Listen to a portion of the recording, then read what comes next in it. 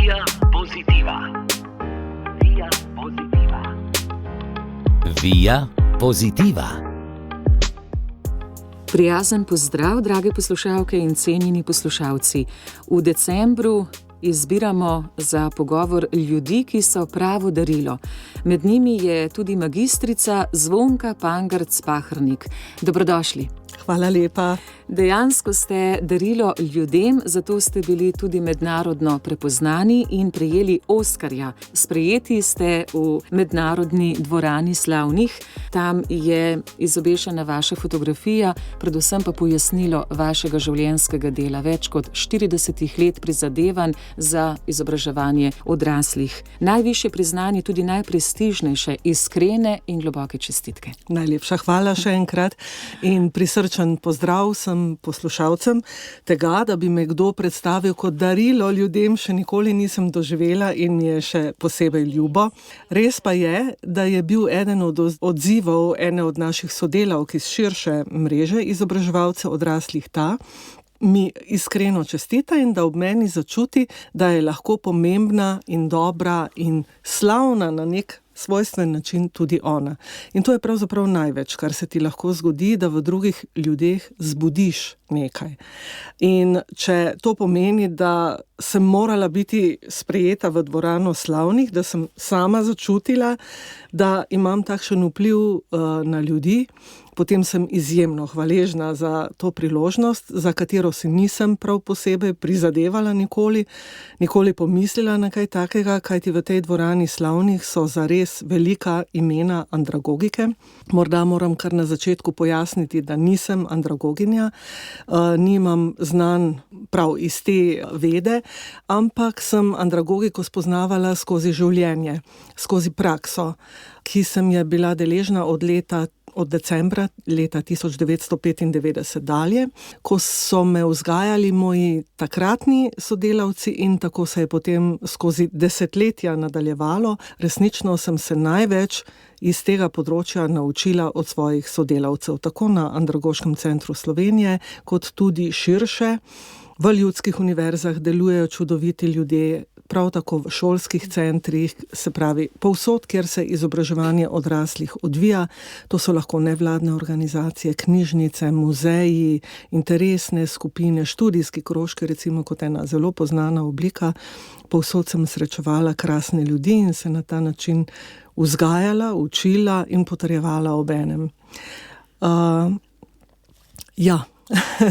V pojasnitev je prav, da dodam, magistrica Zvonka Pangarc-Pahernik, da ste vplivna oblikovalka evropske politike izobraževanja odraslih, članica številnih evropskih delovnih skupin, tudi odborov, močna zagovornica neformalnega izobraževanja odraslih, širše po Evropi. Glavni dosežek pravijo, da je vaš, ker zagovarjate in oblikujete nove evropske agende za izobraževanje odraslih, ključne politične strategije za izobraževanje odraslih v Evropi. Kaj to pomeni?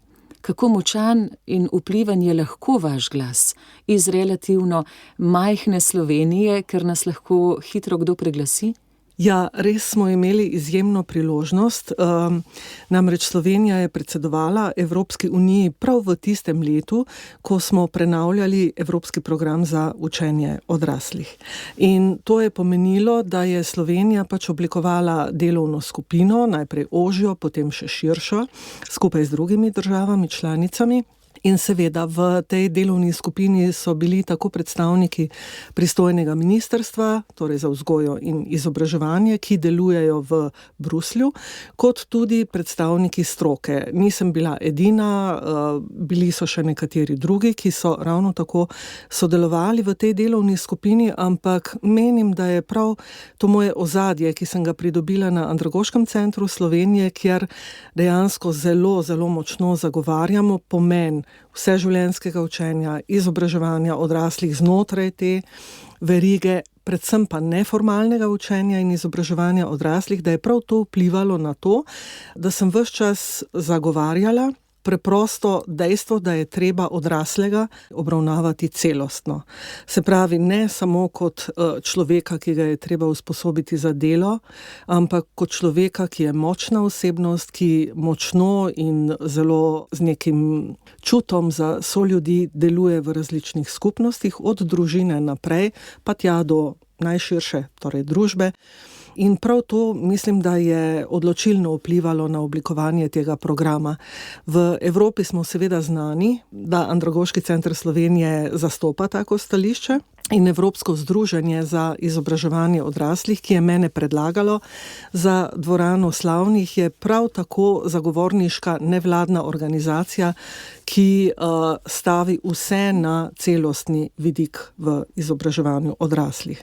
Tako da smo vse skozi v času, kjer v Evropi, pa tudi na nacionalni ravni zelo poudarjamo, da je treba ljudi neprestano usposabljati za nova in nova delovna mesta, pa ne samo tiste, ki so že zaposleni, ampak tisti, ki prihajajo recimo iz drugih držav, ta pojav je zelo močan trenutno, da jih je treba vzgajati za nove zahteve, vse skozi nove zahteve na delovnih mestih. Seveda, ja, ampak ob tem morajo biti ljudje sposobni kritično razmišljati, njihova medijska pismenost mora biti na visoki ravni, morajo biti, kako bi temu rekla, vsestransko izobraženi posamezniki, državljani. Kako se je zgradilo ozadje vašega razmišljanja, bodo naše poslušalke in naši poslušalci razumeli, če smeva odstreti tenčico tudi vašega življenja, vsaj nekaj teh močnih vtisov, ki so oblikovali tudi vašo osebnost. Gospa Zvonka Pangerc-Pahernik, otroštvo. Niste meščanka, ampak skorajda meščanka. Je Maribor vaše mesto ali njegovo obrobje? Maribor, njegovo obrobje pravzaprav je oblikovalo moje otroštvo. To se je poznalo. Mi smo stanovali 3 kilometre izven Maribora, takrat še ni bilo toliko avtobusnih prevozov, to se je šele kasneje vzpostavilo, na srečo v obdobju, ko sem začela obiskovati prvo gimnazijo v Mariboru. Nekaj nas je bilo takih, ki smo iz osnovne šole, iz tega obrobja, to je vas Kamnica, ki smo šli na to gimnazijo, imenovali so nas vozači. Ja. Naša prednost, pa morda tudi ena taka packa, ki nas je zaznamovala, je bila naša pridnost. Kajti, mi smo natanko vedeli, da če smo že na nek način označeni, da se moramo odlikovati vsaj po nečem. In to po šolskem uspehu. Prav značilen je bil ta pojav. Ampak jaz sem že dosti prej, že v osnovni šoli ugotovila, da plujem skozi življenje najlažje, če sem zelo pridna v šoli. V to so me doma tudi usmerjali, bodi si šola, bodi si delo. In so mi zagotavljali, da mi bodo poti odprte in da mi bo lažje v življenju kot tedaj moji mami, moji stari mami, moji prababici in očetu, ki je pa se udinjal po gradbiščih ne samo po Jugoslaviji tedanje, ampak tudi po svetu. Tako da sem v bistvu peljala en scenarij skozi osnovno šolo, srednjo šolo, ampak potem v 3. letniku se je zgodilo nekaj nepričakovanega. Podobno kot je bila nepričakovana tale dvorana slavnih. Kontaktirali so me, da bi lahko bila prejemnica štipendije, American Field Service, to je ena štipendija, ki so jo vzpostavili Američani takoj po drugi svetovni vojni. Dejansko je bilo, sam institut tega je bil namenjen pomoči po drugi svetovni vojni v Evropi in v svetu. Potem so ta denar, ki so ga verjetno donirali bogati Američani, namenjali temu, da so iz vsega sveta iskali pridne učence, dijake. Kako se je obrestovala ta pridnost, ja, ki je v meni še vedno, ampak je dosti lahkotnejša, to bom takoj poudarila, ker takrat sem bila res tako zagrizena, moram, in to je res me po eni strani peljalo naprej, po drugi strani pa mi tudi zožalo mojo življenjsko pot, ker nisem videla marsičesa, kar je bilo onkraj tega. No, ampak preko te štipendije, ki vedno uskladi štipendista za neko ameriško družino, sem jaz prišla v zvezno državo Maine, tam delala 4. letnik gimnazije in bila spet zelo pridna. Tam je sicer šolski sistem bil tedaj, pa verjamem, da je še zdaj tako takšen, da si lahko sam izbral predmete.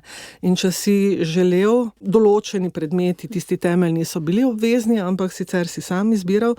In jaz sem vedela, če želim, da mi nostrificirajo spričevalo tega 4. letnika, zato da lahko grem študirati, moram izbrati težje predmete in sem to na začetku tudi storila, matematika je bila med njimi, ampak vendarle nisem znala dovolj angleščine in sem potem morala, to je bil eden mojih mogoče prvih takih porazov, ker nisem mogla kar z glavo skoziti, sem zamenjala matematiko s psihologijo, torej malo popustiti, zato da sem pa potem v nadaljevanju odlično obvladovala vse drugo in spričevalo so mi nostrificirali, ampak kasneje sem ostala v Mariboru, žal, tudi zaradi siceršnje življenjske situacije, nisem šla v Ljubljano, kjer bi morda študirala kaj drugega, pač sem pristala na Vekšu, ekonomija. No, jaz bom dodala pa vprašanje, lahko bi pa ostali v Združenih državah Amerike? Ne, vendarle smo morali podpisati pogodbo ob prejemu te štipendije. Se veste, takrat je bila še vedno Jugoslavija, jaz sem pisala recimo članke za Večer in ker so bili moji članki tako zelo navdušeni nad Ameriko, so celo iz mladinske organizacije Slovenije prišli na prvo gimnazijo in spraševali, kakšna jaz sem, ali sem morda kakšen vohun ali pa kaj podobnega. Skratka, preveč sem bila navdušena, tisti žar se me je držal očitno že tudi takrat, ampak jaz sem res bila totalno apolitična. Ampak tudi v kakšnih drugih državah bi se lahko zgodilo, da bi očitali tej organizaciji, da novači dijake, in to dobre, odlične dijake, in jih skuša ohraniti v Ameriki, zato je bilo določilo te pogodbe, se vsaj 2 leti ne vrneš v Ameriko. To sta pa bili 2 odločilni leti, a ne? Vsi smo želeli študirati naprej in smo pač izbirali. Nekateri so šli nazaj, vem za 2 primera, ki sta se precej tragično končala, zato ker ameriški način življenja je bil pač resnično zelo drugačen. Mi smo se vsi tedanji pač iz tega letnika dijaki, ki smo prišli v Ameriko na začetku in na koncu srečali. Nekateri so celo iztirili že tekom leta.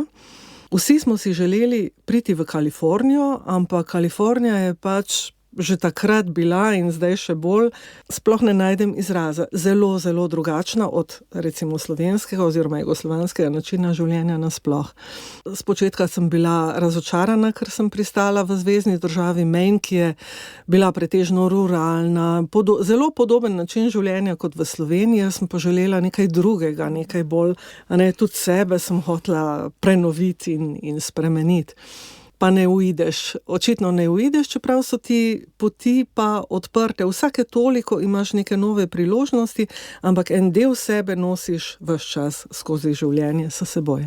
Sem končala na Vekšu zunanjo trgovino, potem sem se zaposlila pri Elektrogospodarstvu Slovenije, ker sem imela štipendijo, sprva v Mariboru, potem sem delovala v Ljubljani. Potem je pa leta 1995 prišla ta priložnost, da se zaposlim na Andragoškem centru Slovenije, ki je bil par let pred tem sploh ustanovljen, skupaj z novo državo Slovenijo in je bilo vse tako res v enem velikem zagonu, tudi z velikim odobravanjem in podporo, tako denarno kot tudi moralno, države kot take, tedanji minister, predsednik vlade in vse to, vsi so nekako spoštovali to, kar mi počnemo in uvideli vlogo izobraževanja odraslih in to je bilo res vizionarsko takrat.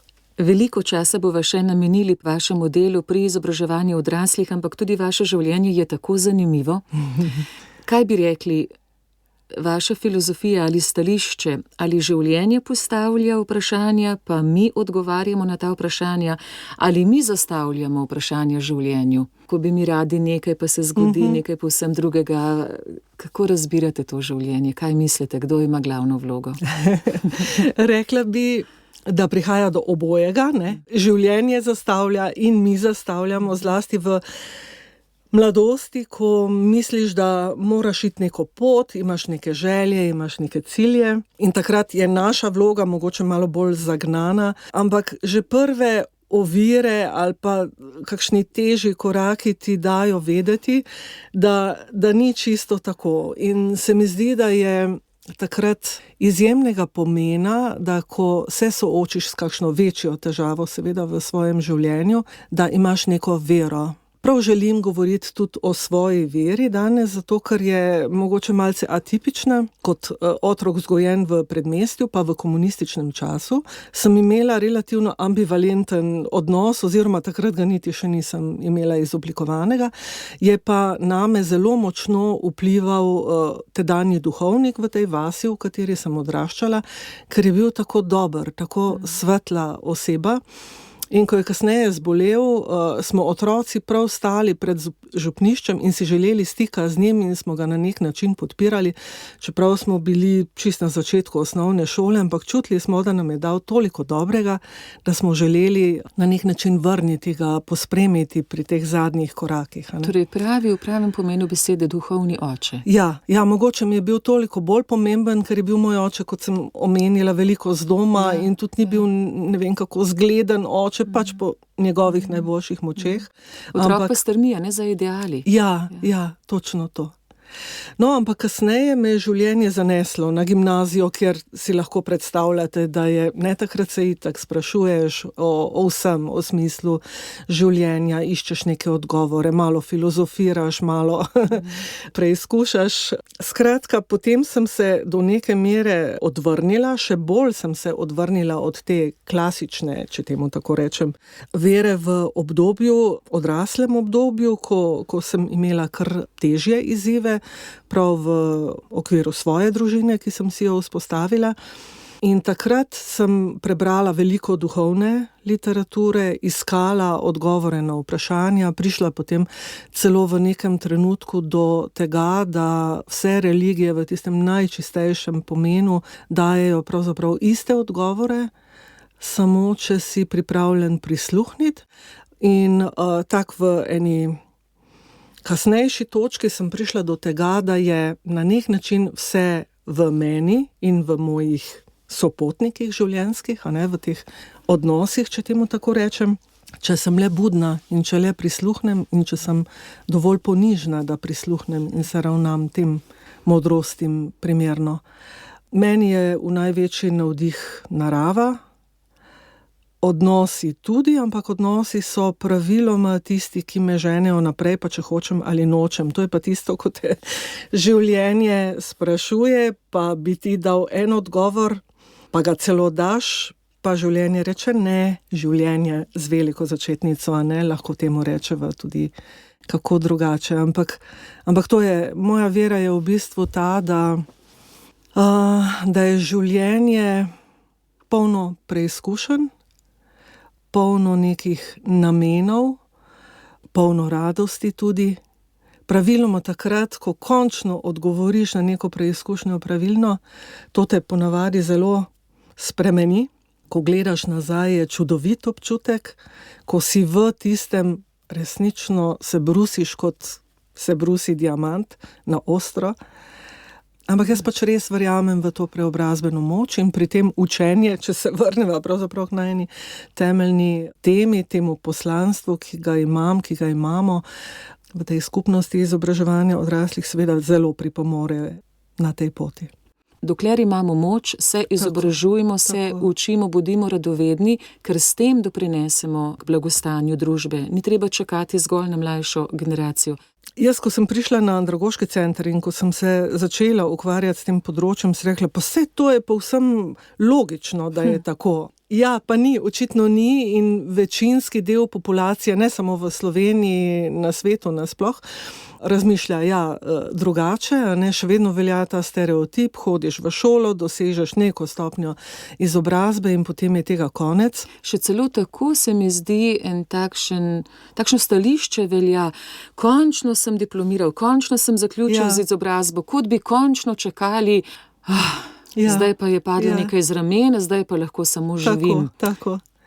Ja, vsakič se nasmehnem, ne vem, če je še vedno aktualen jumbo plakat, na katerem piše dokončal sem in je eden od izvajalcev izobraževanja odraslih. In se samo nasmehnem in si mislim, joj. Zavajajoče na neki stopni, v redu, seveda na neki stopni v redu, ampak treba je poudarjati to kontinuiteto. Pri tem sem tudi zelo previdna, zato ker se mi zdi, da se gibljem v krogu tudi midve, sva na neki isti valovni dolžini in v tem krogu je povsem jasno, da je učenje nekaj, kar poteka celo življenje, zato ker ga preprosto potrebuješ za vse mogoče izzive, s katerimi se srečuješ. Doma, na ulici, pot preko Google Mapsa. Ja, ves čas te silijo situacije. Je pač treba v izobraževanje, v učenje. Ja. Ampak temelj tega bi morala, ne, sej nočemo nikogar ne obvezati, da to sam počne, ne obvezati, da v dobrobit družbe, to je nekaj, kar se potem zgodi, kar se sproži samo od sebe, ta vpliv razvoja slehernega posameznika na družbo, ki je potem na neki, recimo, celo višji stopnji zavesti, ne samo višji stopnji spretnosti, znanja, kompetenci in tako naprej. Ne. Ampak temelj vsega bi morala biti radovednost, za katero verjamem, da je v slehernem človeku od prvega trenutka naprej. Zakaj otroci majhni najprej začnejo, ko spregovorijo, zakaj? In to bi se morali mi še kar naprej v življenju spraševati. Zakaj? In na to vprašanje tako pogosto pozabimo, bodisi zato, ker so nas naučili, zato. Odgovor je zato, ker piše nekje, ne več v knjigah, na Googlu ali pa že kje, ampak s tem se ne smemo zadovoljiti. Ker tako kot se spreminja svet, kot se spreminjajo tehnologije, kot se spreminjajo strukture, kot se spreminjajo razmerja v družbi ali pa med državami, med kontinenti, klima, vse to vpliva na nas, to se vse kardinalno spreminja. A mi bomo pa vedno odgovarjali na z eno in isto resnico.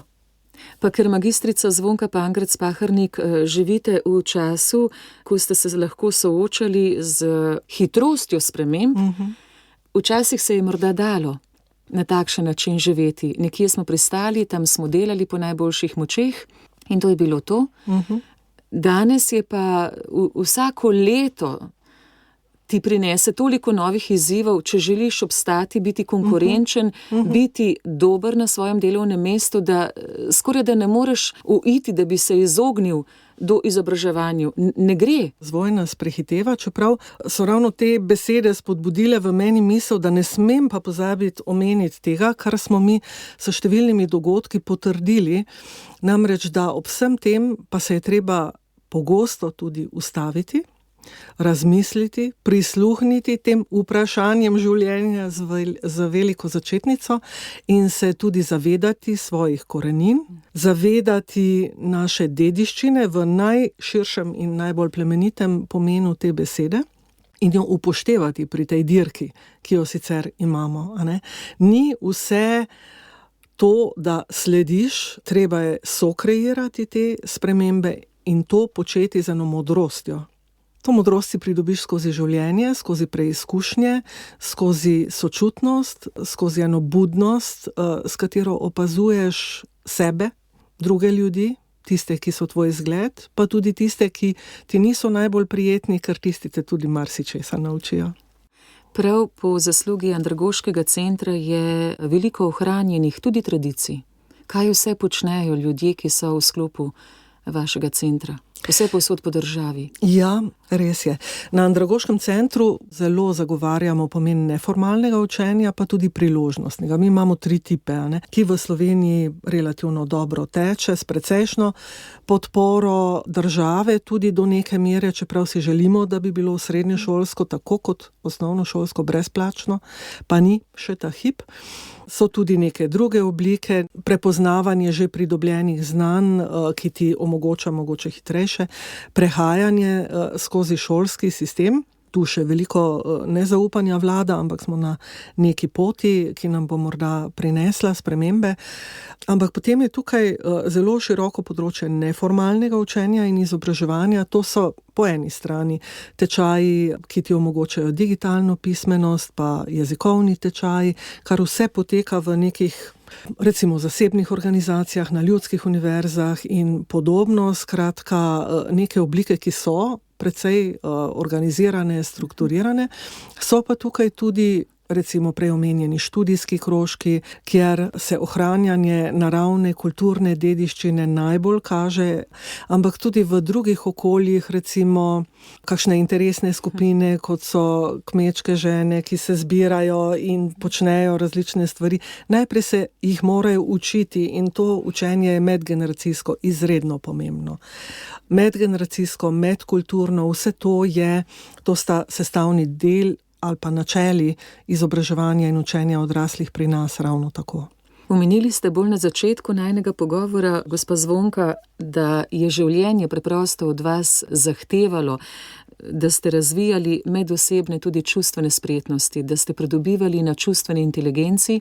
Omenjate zdaj tudi pomen večgeneracijskega sobivanja. Ali je to na nek način zelo pogosta oblika naše družbe in vendarle smo še v posledicah tega? Ženske so bile v družini, prevzemale vajeti, ki so tako pogosto še vedno te zgodbe, očetje odsotni. Koliko je ta za slovenski prostor še značilen vzorec in kako ga lahko presežemo? Ja, jaz sem seveda kot otrok doživljala 3 generacije žensk, nobeni ni bilo z rožicami poslano in zato so se med seboj kar dobro povezale, ker so bile skupaj močnejše. Mi smo bili tudi relativno izolirana družina, zaznamovani z zasvojenostjo očeta in že zaradi tega je to bila izolirana družina, ki je mislila, da se samo njej to dogaja. In zame je bilo izjemno odkritje. Vidiš, da si dobesedno zaslepljen, ko sem videla, da pravzaprav v vsaki družini nekaj je, kot rečemo. Vsaka družina ima neke stiske, neke reči, ki jih mora preseči in potem to stori ali pa tudi ne. In tudi pred alkoholom si še vedno zatiskamo oči. Zatiskamo si oči in to je velik problem v Sloveniji oziroma v družbi, v svetu nasploh, se mi zdi. Ampak kar se mi zdi zelo pozitivno je, da če primerjam situacijo tam iz 80-ih let, v katerih sem se jaz znašla v terapevtskem okolju, kjer sem nekaj časa tudi kot laična terapevtka sodelovala in spet bila odlikovana kot ta pridna, in mi je to pomagalo, da sem postala gospodar, ne gospodar ni pravi izraz, ampak da sem postala, tako kot je vodja te terapevtske skupnosti, to je bil dr. Janez Rukal, rekel, ženska je tista, ki lahko potegne družino iz brezna alkoholizma. In kakorkoli mu je bilo očitano marsikaj, stroge besede, hude besede, že onkraj roba tistega, kar se spodobi, ampak sama menim, da je pel hvalnico ženskam in nas kot take tudi obravnaval. In tudi iz izkušenj iz tistega obdobja lahko vidim, da smo ženske res tiste, ki ohranjamo vrsto, ki potegnemo voz, smo pa presrečne, če nam tega ni več treba početi kasneje, ko se družina uredi. Pravzaprav uživamo v tem, če je lahko odnos lep in ga soustvarjata oba. Bi lahko, gospa Zvonka, opogumili tiste ženske, ki so še vedno v nezglednih odnosih, trudijo se, a ne zmorejo? Mislim, da je predpogoj vsega to, da se znaš ceniti. Sem izhajala iz družine, kjer kljub temu, da smo bile močne, da smo bile pridne, še vedno nisem verjela v neko svojo vrednost. Da sem vredna lepega življenja, dobrega življenja in da sem zato pripravljena tudi marsikaj storiti. Ko enkrat uvidiš, da v situaciji, v kateri ti ni lepo, da si vreden nečesa boljšega, da se potem kar nekako odpre obzorje. Morda vidiš podobne ljudi ali pa vidiš zgledne ljudi, ki so morda že šli skozi takšno preizkušnjo in se začneš z njimi povezovati. Recimo iz tega obdobja je meni bilo izjemno dragoceno, da smo delovali v terapevtski skupnosti, kjer si se učil drug od drugega. Drug drugemu smo bili učitelji.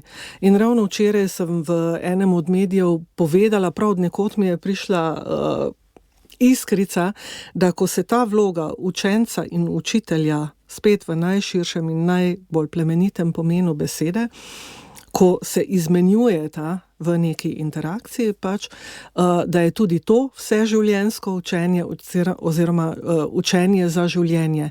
Tisto, kar ti da moč, tisto, kar ti osvetli neko situacijo in pokaže pot rešitve. Čeprav razumem, ko je alkohol v družini, je zelo blizu tudi odvisnost v odnosih. Morda povem celo, da sem s svojim možem prišla v terapevtsko skupnost z roko v roki. Midva sva bila mlada, imela sva se rada in sva resnično oba želela, ampak tako kot ste rekli prej, to ni nekaj, kar bi bilo recimo pri tistem, ki je zasvojen, stvar odločitve, take razumske odločitve, ampak je to večplastni izziv, na katerega je treba večplastno tudi odreagirati. In nikakor ne misliti, da si ti, mi smo se imenovali suhi in mokri, to so bili vzdevki, ampak ta suhi, v tem primeru jaz, je ravno tako soudeležen v tem začaranem krogu in ravno tako mora delati na sebi kot ta mokri. In natanko to smo tudi počeli. In mnogo je primerov, ki so se tega držali in tudi uspeli in so odnosi zgledni. Si želimo tudi v tem decembru, da bi skupaj našli pogum, da bi se zadržali pri zmerjanju, pri kričanju, nasilnih vzgibih, verbalnih, da bi zmogli v sebi najti to moč, da bi našli skupino podobnih. Tam se zdravljenje začne. Tam se zdravljenje začne, seveda pa obstajajo tudi posamezniki, ki so učitelji, spet z veliko začetnico, tudi take je mogoče poiskati. Mi imamo na naši spletni strani posnet forum, prav iz tega evropskega programa za učenje odraslih, ki sem ga prej omenila. Tukaj črpamo sredstva za to, da organiziramo dogodke, forume in ti so bili spletnega značaja, kjer nagovarjamo določene teme, ki na prvi pogled morda nimajo kakšne neposredne povezanosti z izobraževanjem odraslih, ampak kot sva prej rekli, učenje je življenje in obratno. In enega od teh forumov smo namenili osebnim in medosebnim, tudi čustvenim spretnostim za življenje in tam bi lahko morda poslušalci tudi našli kakšen navdih, kakšen napotek, kam se obrniti. Sem pa presrečna, ker verjamem v pomen prav teh spretnosti, da se o tem veliko več govori, kot se je nekoč. Zdaj imamo celo člane kakšnih kraljevih družin, če recimo Britance omenim, ki govorijo o mentalnih stiskah in podobno, tako da govoriti o tem, se povezovati z ljudmi in tudi govoriti z nekom, ki te spravlja, ki je skupaj s teboj v tej stiski na en tak sočuten in primeren način, vsekakor pa ne misliti, da lahko iz tega izideš sam. Se dotakneva še, kako se soočamo, ko se kje kaj zatakne. Vi ste takšen človek, magistrica Zvonka Pangarc-Pahernik, da raje spodbujate, raje gledate tisto, kjer se kaj lahko stori, kot pa da bi opozarjali, pa opominjali, pa karali. Ja. Ampak vendarle, v življenju pride tudi do takšnih napetosti. Kakšen je vaš odnos do konfliktov in kako se jih lotevate? Tako in zanimiv pogled imate, sporov res ne marate. Ne. Kaj pa, če pride do njih? Tudi če vidim, da bi bilo treba v kakšni situaciji zelo revolucionarno nastopiti, nisem ravno tip za na barikade. No, to moram priznati in s tem sem imela kar nekaj očitkov vesti, ker sem si rekla, presneto, morala bi biti bolj odločna, Ampak jaz pač stvari rešujem na svoj način, mehko, včasih z neko stranpotjo, ne grem skozi zid, ampak poiščem vrata skozi ta zid, če se le da. In včasih mi tudi ljudje, ki stopajo na tej življenjski poti skupaj z menoj, očitajo neke vrste neodločnost, ampak potrebovala sem leta, da sem dojela, da to ni neodločnost, da je to pač moj slog. Jaz drugače ne znam. In če bi se jaz spravila na barikade in bi tam začela, seveda metaforično izraženo, kričati in iskati neko pravico, bi bila, mislim, da neslišana, popolnoma neučinkovita, predvsem bi se pa vsi začudili, kdo pa to je, ker me ne bi prepoznali. Jaz pač sem drugačna. Morda je to neke vrste ponižnost, ki izhaja iz vzgoje, ki sem je bila deležna, ko je bilo niti neverbalno, ampak vendarle rečeno, bodi čim manj upadljiva, ne izstopaj, ampak jaz sem izstopala, vedno sem v življenju izstopala, če sem hotela ali ne, skozi to pridnost, skozi rezultate, ki sem jih imela in kasneje tudi skozi to, da sem pa začela vneto zagovarjati to, v kar verjamem. To mi ni nikoli težko, ni pa nujno vedno usklajeno z vsesplošnimi stališči, ko morda grejo vsi v neko smer, ni nujno, da grem jaz tudi tja, ampak kot rečeno, tisto, kar prepoznam kot svoje poslanstvo, kot to, kar resnično želim početi ali pa verjeti v življenju, tisto, kar znam zagovarjati, ampak na svoj način.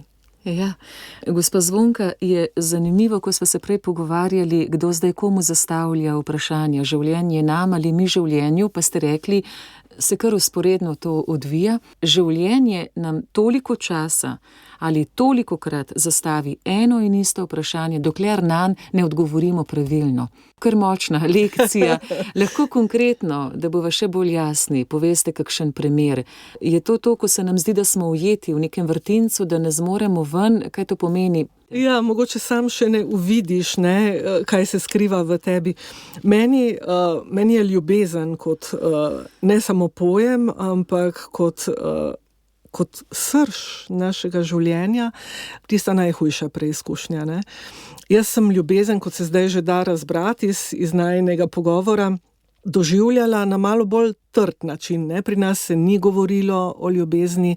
Ne vem, jaz se sploh ne spomnim, da bi mi kdo iz moje primarne družine, torej mama, stara mama in tako naprej, rekel, rate imam, kaj šele, kaj več, ni bilo ne vem koliko dotikov in to me je silno zaznamovalo in posledice tega čutim pravzaprav še zdaj, ker določenih reči ne znam izraziti in hecno, najbolj pri tistih, ki so mi najbližji, lažje objamem sodelavko, ji čestitam za nek uspeh, vidim to, najprej treba sploh videti, kot pa nekoga, ki mi je zelo, zelo blizu.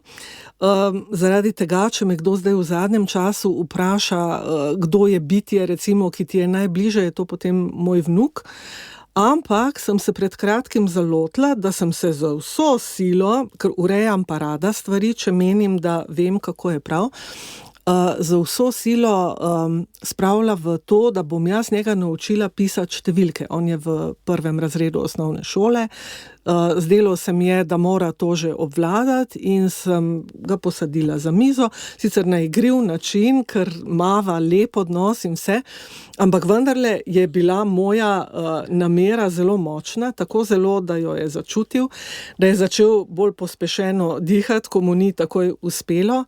In takrat sem se z velikim sramom zazrla v svojo ljubezen do njega, ki je neizmerna, ki jo pa ne izražam na pravilni način. Tako zelo, zelo kristalno jasno mi je bilo. In ko sem kasneje o tem razmišljala in malo skozi svoje življenje analizirala, na kakšne načine izražam svojo ljubezen tem svojim najbližjim, sem videla, da mi gre sicer zelo dobro, recimo pri obeh hčerkah, vsaj od začetka. Kasneje, ko se je pa pojavilo to, da sta se morali začeti uveljavljati v življenju in se je meni zdelo, da bi se morali na moj način uveljavljati, pa se nista, pa sem zaznavala tisti pritisk iz ozadja mojega, recimo, pa ne da bi karkoli učitala svoji primarni družini, ampak tisti pritisk, moraš biti pridna. Tako da ja, ta ljubezen, to je nekaj, kar mene še vedno sprašuje, ker si želim, da bi resnično znala brezpogojno sprejemati, ljubiti, tukaj imam jaz enačaj, pa se zelo jasno zavedam, da mi to ni čisto jasno še, da tega ne poznam dovolj, da ne izražam dovolj, še najlažje mi je z živalmi, to je prav zanimivo. Ja. Tule, ravno pred seboj imam vašo fotografijo s prekrasnim belim psičkom. Ja, to je moja Kira. Mene so psi skozi vse življenje spremljali. Ona je bila pa še prav nekaj posebnega, moja tretja hči, tako rekoč, z menoj v spet enem kasnejšem, relativno težkem obdobju, ko sem se precej iskala, kdo sem, kaj sem, to je tudi sovpadalo s prihodom na andragoški center, tako da sem spet našla ravnovesje pri delu. Zame je delo pač tisto, kar me najbolj drži pokonci, osrečuje, mi kaže smisel mojega bivanja, ampak ne more pa biti to edino. Ne? In s Kiro sva osvajali vrhove. Sta v Sredogorju tu nekje? Kar že skoraj v Visokogorju, ja. Zdaj živim v Sredogorju z drugo psičko, pa mi je vsako jutro, ko odidemo doma, žal, ker jo zapuščam. Ampak hkrati grem nekam, kjer sem srčno rada, ne, in ko oddelam svoje, se spet združim z njo in z okoljem, v katerem zdaj živim. Se ona zvesto čaka. Ona zvesto čaka, se pa tudi stara ob tem. In jaz pa tudi, seveda, tako da Visokogorje, recimo, da bo tudi najina skupna prihodnost. Boste imeli zagotovo, še cilj je tudi v Visokogorju. Magistrica Zvonka Pangerc-Pahernik, še nekaj, vaše besede so: življenje nas seveda spreminja. Spreminja tudi v nas naš značaj. To me je zelo blizu misel, ker velikokrat sem zelo pozorna, ko ljudje radi označujemo drug drugega, oni pa takšen, drugačen. Sodimo seveda po odzivih, po dejanjih, ki jih delamo, tudi po mnenjih, ki jih izrekamo. Seveda s tem dajemo drugim neko podobo v sebi, izrisujemo, ampak nismo samo tisto, morda smo bili takšni v točno določenem trenutku. Že naslednji dan smo lahko drugačni, ampak vendarle ta neka predstava v nas pa ostaja. In ljudje se pogosto pogovarjamo drug z drugim na takšen način in nas zbode, če se nam zdi, to smo pa prerasli. Zato mi je tako dragoceno, ko pravite, življenje spreminja tudi naš značaj, nas preizkuša, postavlja vprašanja, včasih ena in ista, dokler ne odgovorim pravilno. Ja. To mi je res izredna misel in me kar spremlja skozi ves najin pogovor. Absolutno. Mislim, da se moramo zavedati, da gre za en tok, ne, po Heseju pravzaprav, ne, tok, ki pluje ali pa ki gre svojo pot med dvema bregovama. Jaz si bregove pač predstavljam kot dolžnosti, ki jih imamo v življenju, kot omejitve, ki jih morda imamo. Kakšni ljudje imajo hude fizične omejitve, drugi psihične, vsak ima kakšne omejitve, ampak znotraj teh omejitev pa je lahko ta tok živ, kar se da živ. In to moraš spoštovati pri sebi, da je to neka danost, ki si jo dobil v življenju, ki te pelje naprej, se ji prepustiti in nekako prispeva tudi svojo dobro voljo, da te ta tok pelje naprej. In tukaj ta odprtost gotovo pripomore k temu, da je tok živahen, da dejansko pelje naprej, da se ne ustavi, da ne postane tista usmrajena mlaka, dobesedno ta pojav pač poznamo iz narave, ampak ali tudi znotraj človeka. Ali pa zelo nevarni vrtinci, bravo, tudi to je velika nevarnost. Ko govorite o sprejemanju drugih ljudi, se mi zdi, da je izjemnega pomena, da se spoštujemo med seboj. Da ne sodimo, da nimamo neke zafiksirane predstave o nekom, ampak da spoštujemo, da je ravno tako kot jaz, nekdo drug, eno bitje, ki je na poti razvoja, ki se je morda spremenilo od trenutka, ko sem ga nazadnje ali pa jo nazadnje srečala, in v bistvu vzpostavim en tak radoveden odnos, kdo je zdaj ta človek, kaj mi ima zapovedati, in vedno, ko pride do ene pristne, avtentične izmenjave, do dialoga med človekoma, lahko iz tega zraste spet neka učna lekcija, spet nekaj dobrega. Kot bi se vsakodnevno srečevali z neznanko. Ja, res je. Pred kratkim, jaz se zdaj rada vračam v Maribor, prej sem se morala, dokler je mama še živela, zdaj zahajam, zato ker je treba poskrbeti za hišo, ampak tudi iz enega vračanja v otroštvo z drugačnimi očmi. Jaz sem zdaj drugačna, ampak v nekih temeljih še vedno ista. Vas prav kliče Maribor? Ja, me kliče. Me kliče in se tudi srečujem z določenimi ljudmi iz otroštva ali pa iz družine, nekateri so še živi. Imam teto pri 93, ki je budna, tako da bolj ne bi mogla biti. Vse spremlja, vse je jasno in mi je res odličen zgled, pa je nisem videla že ne vem koliko časa, šele zdaj se vračam k njej. No, ampak sošolka zadnjič je rekla, kaj že ti delaš? Sem rekla, spodbujam ljudi, ker sem hotela biti kar se da ljudska, ne, da ji razložim, zakaj gre pri našem delu. Spodbujamo ljudi k učenju, izobraževanju tudi v tej odrasli dobi, pa vse do konca življenja. Pa se nasmeji na vsa usta, od uhlja do uhlja, taka pozitivna, fajn punca mojih let. Torej, kakršne Štajerke ste? Štajerke smo, mogoče res, ja. Pravi, mene že ne boš dobila. In jo jaz gledam in nekaj v meni se zgane, ti službeni del mene, jaz si moram zdaj pojasniti, da to ni tako mišljeno, kot je bilo prej v šoli, da je to nekaj čist drugega, da ona to pravzaprav že itak počne, ker je delala recimo z invalidnimi osebami, asistirala, pomagala tem ljudem, zelo tudi je sočutna in tak. Ampak potem sem rekla, pusti, ona ve, kaj počne, ve, zakaj počne. In ona je srečna, ker veliko potuje, ker veliko spoznava in to je pa priložnost na učenje. Tako da ni treba čisto vsakega človeka poučiti. Ne? Tudi to je neke vrste ljubezen, da sprejemaš, da so ljudje drugačni, da grejo neko svojo pot in kje piše, da je edino tvoja pot ali pa tista naučena iz neke teorije ali pa privzgojena, da je tista ta prava. Ni. Če so ljudje srečni pri tem, kar počnejo, potem je to prav. In je treba vedno tudi v trenutkih ne tako zelo velike sreče poiskati tisto, kar te osrečuje. To bi bil tudi en moj napotek v mesecu decembru. Za vsakega človeka obstaja nekaj takega in pravzaprav so to zelo različne stvari, ki nas lahko osrečijo. Kot bi mi brali misli, prav to sem vas želela vprašati, pa še z nekim duhovnim podtonom. December, adventni čas, bližajoči prazniki, tudi vrednost, če smo duhovni. Zakaj ne cenimo dovolj vrednosti duhovnega? Da zmorem videti življenje širše, tudi kot novo priložnost. Zakaj se tega bojimo, zakaj bi radi temu dali nek zaznamek nelepe konzervativnosti? A ni to nekaj, kar je prednost, kar je dobrobit, kako vi gledate na to? Zelo lepo in globoko in mislim, da za vse poslušalce tudi zanimivo vprašanje. Spet se bom vrnila v svoje otroštvo. Ob vsakem božiču se je pri nas v družini veliko jokalo.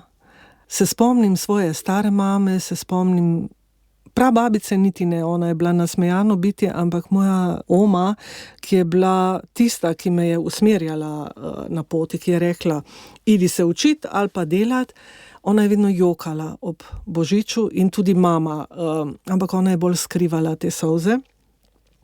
In to se me je nekako prijelo, tudi jaz jokam na skrivaj, ampak to ni tisti jok nekega obupa, to je pogrešanje nekega trdno zagotovljenega smisla življenja, pogrešanje prazničnosti življenja, ker življenje je en velik praznik, samo mi iz tega delamo vsak dan. In ta vsak dan je dirka, ki ste jo vi prej omenili. In se mi zdi to nezavedanje, če nimaš zares globoke vere, ker verjamem, da mnogi ljudje pa to vero imajo in na tem je treba graditi, ampak to mora biti tista prava, globoko doživeta vera v to prazničnost, v to neko višjo urejenost, v ta višji smisel našega bivanja.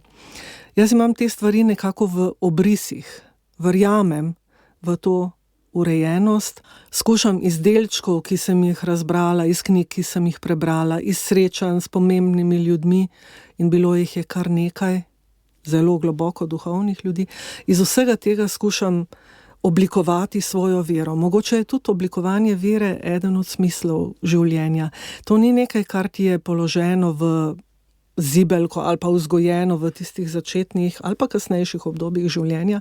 To je nekaj, kar zelo globoko doživiš, praviloma skozi težje preizkušnje in če ti je dana ta milost, potem tudi živiš in daješ sebi in drugim.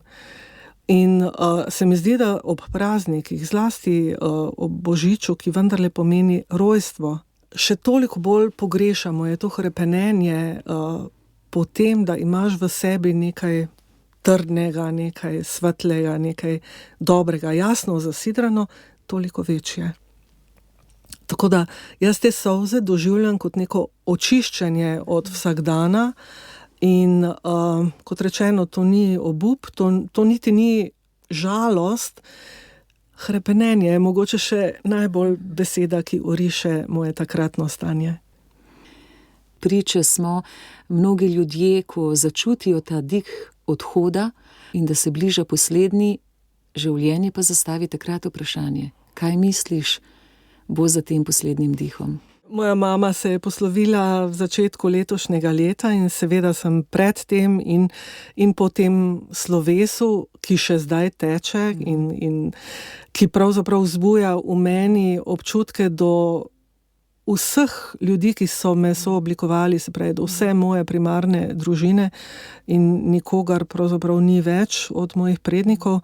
Ampak poslavljam, v procesu žalovanja do vseh njih. Oziroma niti to spet ni tista žalost, ampak je vzpostavljanje nekih novih odnosov, ki temeljijo na prepoznavanju tega, da so name recimo vplivali oziroma delovali v svojem življenju najboljše, kot so lahko. Jaz sem dolgo časa obsojala svojega očeta, njega mogoče še najbolj, ker je to bil naš ženski scenarij napram njemu in moškim, ki so nas v življenju razočarali, se pravi, to je bil tudi moj dedek in tako nazaj. Ampak jaz v tem procesu žalovanja čistim ta naš odnos in dejansko prepoznavam, da so storili, kar so lahko. In kot človek, ki se razvijam, prepoznavam, da mi ni več tuje njihovo, ne? Ali rek človek sem in nič človeškega mi ni tuje. Se mi zdi, da se ostrimo tudi v smeri spoznavanja tega. Tako da v teh zadnjih trenutkih, jaz mislim, da je zelo odvisno od življenja do tistega trenutka. Če je bilo to življenje ves čas usmerjeno v, kolikor se je le dalo, v dobro, v lasten razvoj, v poglabljanje svojega razumevanja sveta in sebe in drugih, potem si verjetno zastaviš vprašanje, dokot sem prišel, za nazaj ugotavljati, česa nisem ali kaj je itak takrat brezplodno, ampak jaz si predstavljam, želela bi si pravzaprav končati svoje sedanje življenje, jaz namreč verjamem v kontinuiteto, s tem, da bi si rekla, naredila si, kar si lahko, ampak to na temelju tega, da res poskušam sleherni dan to početi in da zaupam spet v tisto višjo urejenost, ki me bo popeljala na tanko tja, kjer je potrebno, da nadaljujem tole svojo pot. Veliko gradiva za ta adventni čas smo dobili. Upam, da ga jemljajo poslušalke, poslušalci kot darilo, ki sva ga zdaj lepo zavili. Najlepša hvala za srečanje in za pogovor. Gostili smo dobitnico Oskarja, namreč sprejeta je v Mednarodni dvorani slavnih. Tam je izobešeno njeno življenjsko delo na področju izobraževanja odraslih. Imeli pa smo v gosteh magistrico Zvonko Pangarc-Pahrnik, ki vodi Središče za obveščanje in osveščanje na Andragoškem centru Slovenije, torej na področju izobraževanja odraslih. Močna izobraževalna oddaja, hvala lepa, gospa Zvonka. Veliko čast mi je bilo in znova čestitke za to res izjemno prestižno priznanje. Hvala lepa, morda samo še en stavek, če lahko. Ob tem, ko ste omenili dvorano slavnih, sprejetih nas je bilo letos kar 18 in vsi smo imeli nagovore. Moj je bil precej oseben, tako kot je bila osebna najina današnja oddaja, ampak vsi po vrsti smo izražali eno skromnost in eno ponižnost, neke vrste nejevero, da smo ravno mi tako pomembni, da smo sprejeti v to dvorano slavnih, ampak se mi zdi ta skromnost, ponižnost nam je bila vsem lastna. In naj tudi vsi, ki nas poslušajo, verjamejo v to, če so skromni in ponižni, da so pa hkrati izjemno pomembni v tem mozaiku življenja. Hvala. Z veseljem. Vse dobro. Via Positiva. Via Positiva.